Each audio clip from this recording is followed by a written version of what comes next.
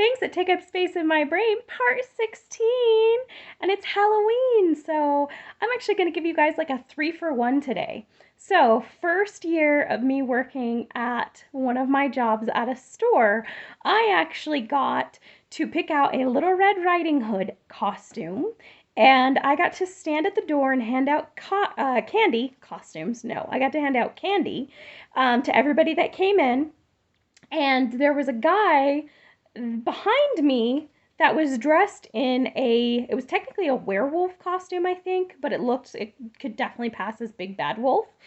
And he would stand totally still and looked like a statue or some form of lawn ornament or something. And then he would just scare people out of the blue. And he was pretty cool about it. Like if he scared a little kid and the little kid was like kind of freaking out, he'd like go over and kind of like pat them and stuff like that and be really nice.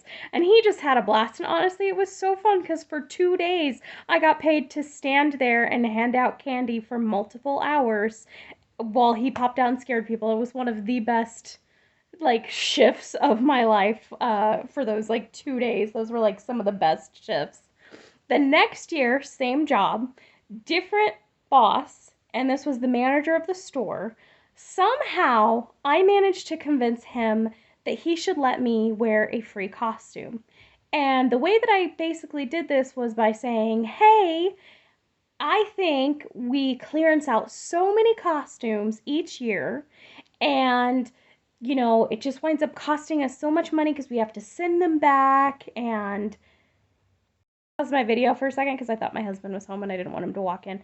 Anyways, and so I'm like, we have to send all these costumes back every single year, and it just costs the company money, and it will be great, showcasing of a costume. And so he's kind of like, all right, cool. I do not understand how with this manager I got away with some of the stuff that I did and how I convinced him to do stuff, but I somehow managed to. And I'm like, okay, cool, works. Anyways, not only did I convince him to let me wear a costume, because I went, got a costume, got changed, all that jazz, cool. And then everybody kind of found out about it. And so then nobody wanted to talk to him about it. And so they're like, well, Stephanie, why don't you ask him? And so I'm like, okay, cool. So I went and I asked him, like, hey, can everybody pick out a costume that wants to? And he's like, yeah, that's fine. And so everybody got to get a free costume. Well, then somehow I convinced him, because it was only like 2 or 3 weeks until Halloween. Somehow I convinced him that we should get a new costume every week. So that year, everybody that worked there walked away with like 2 or 3 free costumes. And it was amazing. No idea how I convinced him to do it, but somehow I managed to. So that's story number 2. Story number 3 is one of the costumes that I got from that job was a little like devil costume. It was like a sexy devil or something like that. And this was in the period that I was really kind of rebelling against God, against my family, against church, all of that. And so I was like, ha ha ha, I can dress up as the devil and no one can tell me what to do because I'm 20 or 21 or whatever at that point. And so I go into, at the time I had 2 jobs. I had the job at the store and the job at a restaurant. And so I go into the restaurant, and instantly there are these girls that start just like, oh, Satan, go away, shoo, away with ye, whatever type of drama. And I was just like, whatever. And so I go and I clock in and I go talk to whoever I need to talk to, only to find out that this table of 4 or 5 girls that are not thrilled at having a devil costume in the restaurant are my table. They're in my section. So I get to wait on these girls all night long. And finally, I ask someone, if I remember correctly, to like check on them for the rest of the time there, because I'm a Christian and I get the whole, devil stuff and being like, no thank. But at the same time, I'm like, it's a person. They're in a costume. They don't necessarily mean anything by it. I'm not going to be a jerk to someone just because they're dressed up as something that I wouldn't dress up as, I don't agree with, I don't, whatever. But these girls were like taking it to another level. They were like hissing at me. At one point, I went to drop something off at their table and they like dipped their fingers in water and were like flicking it at me like holy water.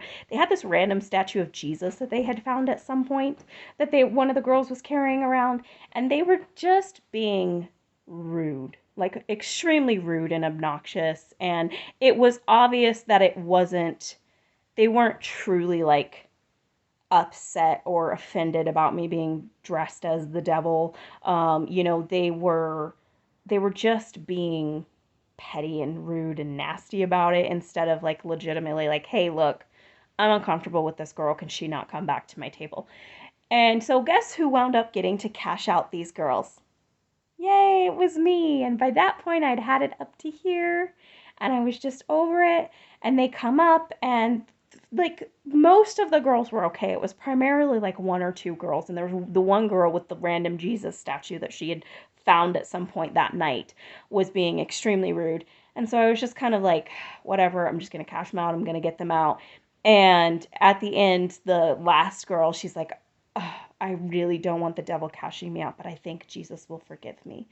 And I just looked her dead in the eye and went, you all do realize that the address of the establishment that you just ate at is 666, whatever it was, road. And that was legit. It was really the address. And that girl's face just white. And one of my regulars was sitting at the counter drinking coffee, and he about choked to death and had to get up and step outside because he about choked on his coffee.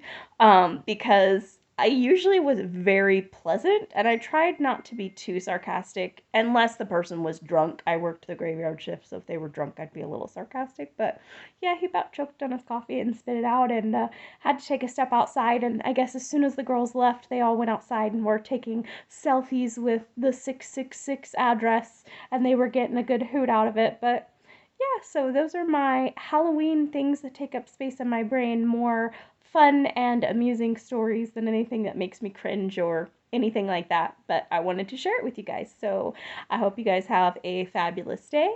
And remember that life is too short not to share your stories. And love you. Bye.